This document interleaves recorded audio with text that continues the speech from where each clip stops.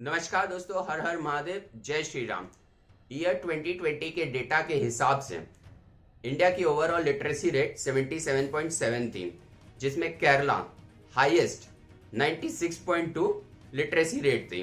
पर ऐसी literacy rate का फायदा क्या है जब गॉड्स ओन कंट्री में रेडिकलाइजेशन टेररिस्ट की संख्या बढ़ती जा रही है।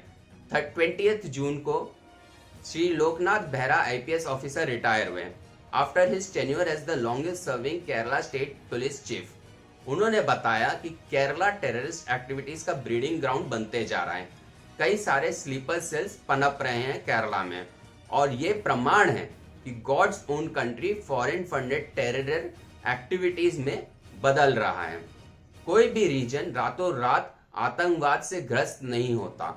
आतंकवादियों को संचालित करने के लिए वातावरण तैयार किया जाता है, जिसमें कई साल और शायद दशक भी लग जाते हैं। भारत में सबसे सटीक एग्जाम्पल जम्मू कश्मीर का है। कश्मीर में आतंकवाद का सबसे बदसूरत रूप 1989 में उजागर हुआ। इस बदसूरत काल को पनपने में कई साल लगे। ये एक नियोजित अभियान था जिसमें कट्टरपन की विचारधारा, विक्टिम कार्ड का प्रचार करना, मार्जिनलाइजेशन ऑफ अदर कम्युनिटी शामिल था। जो इंडिविजुअल इनके खिलाफ था उन पर हमला किया जाता था, जैसे कश्मीरी पंडित। इनफैक्ट इनकी कट्टरपंथी विचारधारा का जो खिलाफ होता था उसे मार ही दिया जाता था। स्टेट पुलिस में भी इस कट्टरपंथी विचारधारा का पेनिट्रेशन किया गया। इसलिए जब कोई हमला होता था, निष्पक्ष जांच का सवाल ही पैदा नहीं होता था, और आखिरी में सब कुछ in the name of saving Islam पर आकर कहानी कंक्लूड कर दी जाती थी। कश्मीर में जो टेररिज्म था वो पाकिस्तान के कारण था, पर केरला का ऐसा केस नहीं है। आज पूरी दुनिया इंटरकनेक्टेड है, तो केरला में terrorism global support, foreign funding की वजह से पल फूल रहा है, ना कि सिर्फ पाकिस्तान की वजह से। केरला अभी कश्मीर का 1989 वाला दौर नहीं देखा है, पर जिस तेजी से केरला में रेडिकलाइजेशन बढ़ रहा है वो समय ज्यादा दूर नहीं है, और ये सीरियस इशू है जिसे सख्ती के साथ डील करने का वक्त आ गया है। कश्मीर में टेररिस्ट रिलीजियस फंडामेंटलिस्ट थे। केरला में बोथ लेफ्ट विंग और रिलीजियस फंडामेंटलिस्ट का कॉम्बिनेशन रहा है। अब तक केरला में 100 के करीब टेररिस्ट एक्टिविटीज रिकॉर्ड हुई हैं। ये 2020 का डेटा है। छोटे स्तर पर एक्सप्लोजन्स इन्वॉल्विंग आईईडीज और 142 अरेस्ट हुए हैं। 2008 में हिजबुल का टेररिस्ट केरला से अरेस्ट हुआ।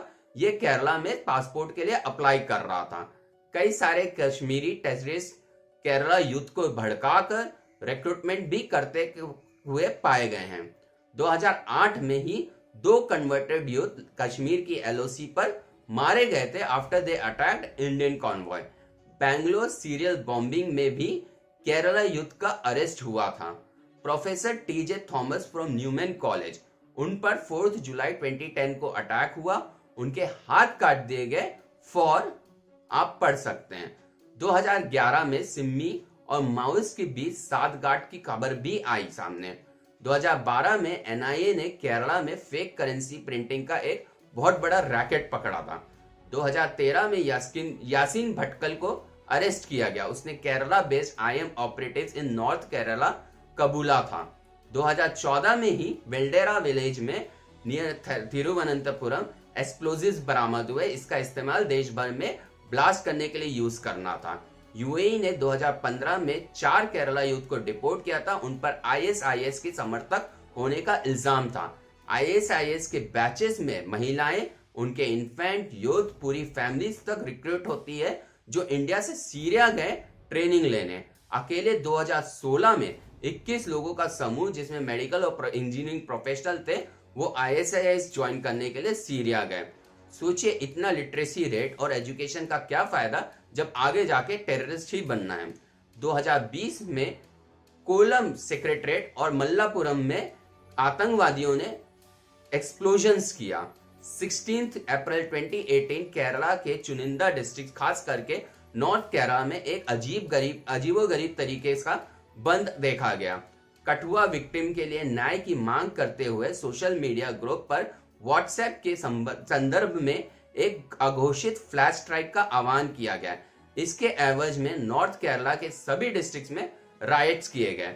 बंद का समर्थन करने वाले ग्रुप्स ने केरला के कॉमन लोगों में डर पैदा करने के लिए हिंसा की, पब्लिक और प्राइवेट प्रॉपर्टी को बर्बाद किया। तो इस हड़ताल का असली मकसद स्टेट में राइट्स करना था। यह भी फॉरेन फंडिंग का शक के घेरे में आता है। मैंने वीडियो में बताया था कि केरला में सिर्फ रिलीजियस फंडामेंटलिस्ट ही नहीं, लेफ्ट विंग एक्सट्रीमिस्ट भी इन्वॉल्व हैं और ये कुछ माओइस्ट लिंक्ड लोगों को पकड़ा गया है केरला से। Apart for terrorism, Kerala multi criminality का ब्रीडिंग ग्राउंड बनते जा रहा है, जैसे organised crime, smuggling, drug trafficking, ये सब एक तरीके से हो रहा है और ये सब पॉलिटिकल सपोर्ट से फल फूल रहा है केरला में। 5 जून 2020 को एक सिंगल केस में 30 kg of gold worth rupees 14.82 crore smuggle किया गया, जो कि कस्टम्स ने सीज किया तिरुवनंतपुरम एयरपोर्ट से। इनफैक्ट ऐसा कोई सिंगल डे नहीं होता है जब केरला में स्मगलर्स पकड़े नहीं जाते। 2018-19 में total of 251 kg of gold seize किया गया। 2019-2020 में अराउंड 540 kg, यानी कि डबल। और ये तो वो केसेस हैं जो पकड़े जाते हैं, एक्चुअल केसेस और भी ज्यादा हैं। कई सारे केस ऐसे होते हैं जो कि एजेंसीज के चुंगल से बच निकलते हैं। ये एक पूरा नेक्सस है, gold smugglers, goondas, drug trafficking, violent mafias, political leaders और एक्सट्रीमिस्ट ऑर्गेनाइजेशन का। स्मगल्ड गोल्ड का यूज हथियार खरीदने में किया जाता है, जो फर्दर कश्मीर में टेररिज्म फैलाने के लिए काम आता है। ये केरला के पीस और डेवलपमेंट लविंग पीपल के लिए दीमक की तरह केरला को खोखला करते जा रहा है। इन सब से प्रूव होता है कि केरला बहुत तेजी से टेररिज्म की ओर बढ़ रहा है। दो हमारी जांच एजेंसीज और केरला पुलिस एंटी टेररिज्म मुहिम चला रही हैं, पर यह पर्याप्त नहीं है। इनफैक्ट केरला के रेडिकल ग्रुप्स का माओइस्ट से गठजोड़ ईस्टर्न इंडिया के लिए भी खतरनाक बनता है। वहीं कश्मीर में टेररिज्म अगर राइज हुआ तो उसका एक सबसे बड़ा कारण केरला ही होगा।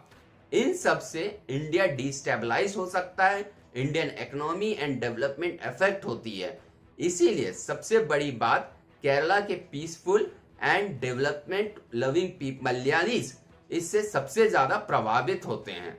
टाइम आ गया है, इंडियन गवर्नमेंट केरला को मार्कडाउन करे और सख्ती से टेरर ग्रुप से निपटे।